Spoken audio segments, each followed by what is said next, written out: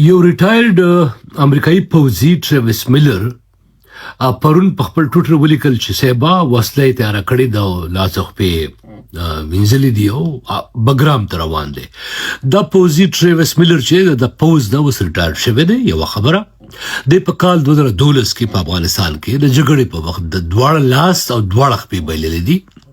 په ملګرو کې د ټوکو ټقالو لپاره مشهور دی، یو ښځه ده، یو ماشوم دی، د مین ریاست اوسیدونکی دی او د ویټرنز لپاره نن سبا د هغه امریکایانو لپاره چې هغه د پوځ نه ریټایر شوي دي او څه قسمه مشکلات لري، کار هم کوي. نو د هغې وروستو موږ هم چا خوب ته نه یو پرېښي، یو غویمه جوړه ده چې بګرام ته امریکا لاړه او امریکا لاړه او امریکا لاړه.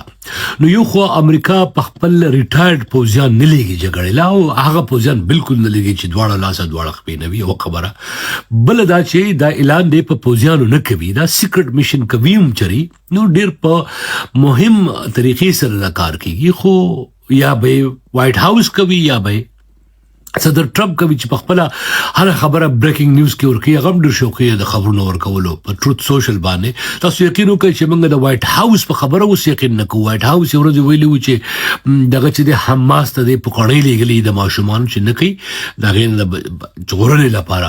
نو دا قسم خبرونه خبر اعلان بیا تصدیق کوي، هغې ته غوږ نیسي، د دې خپل پروسیجر وي.